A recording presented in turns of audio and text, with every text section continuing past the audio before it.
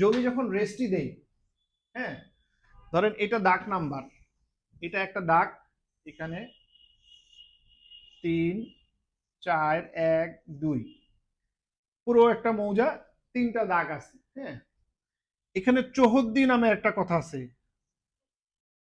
চৌহদ্দি নাম শুনছেন? দলিলে উল্লেখ করা হয়। আপনাকে ক্লায়েন্ট জিজ্ঞেস করতে পারে, ভাই আপনি চৌহদ্দি দিবেন না?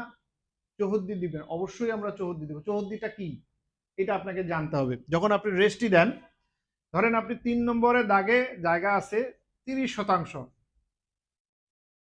ঠিক আছে, একটা ক্লায়েন্ট নেবে আপনার 4.96 = 3 কাঠা, তাই না? এখন এই যে 30%-এর মধ্যে উনি নিবে মাত্র 4.96%। তাইলে 60% আপনি কোন জায়গা থেকে দেবেন? যে কোনো একটা জায়গা থেকে তো দিবেন। ধরেন আপনি এই জায়গাটা থেকে দিলেন, এই জায়গাটা থেকে তাকে 4.96% জায়গা আপনি তাকে রেস্টি দিবেন, ঠিক আছে? এখন এই যে এই জায়গাটায় রেস্টি দিলেন, এটা কিভাবে বলবেন? এইটা দলিলে উল্লেখ থাকবে, উল্লেখ থাকবে যে পূর্ব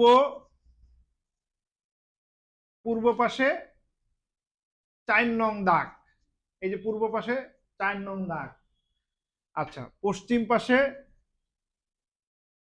পাশে দাতার নিজ, মানে অর্থাৎ নিজের জায়গা আছে, মানে এইটা পুরো জায়গাটা 30% পুরো জায়গা না, একটা অংশ দিলে, তাহলে পশ্চিম পাশে হচ্ছে দাদার নিজ জায়গা, আর পূর্ব পাশে হচ্ছে 4 নম্বর দাগ, আর উত্তর পাশে এই দক্ষিণ পাশে কি পড়ে? 1 নম্বর দাগ, দক্ষিণ পাশে একদম, এটাই চৌহদ্দি।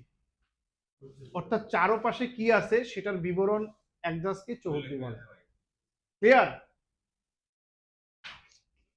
তাহলে চৌহদ্দি হয়ে গেল না? এগুলা কিন্তু জিজ্ঞেস করবে কাস্টমার।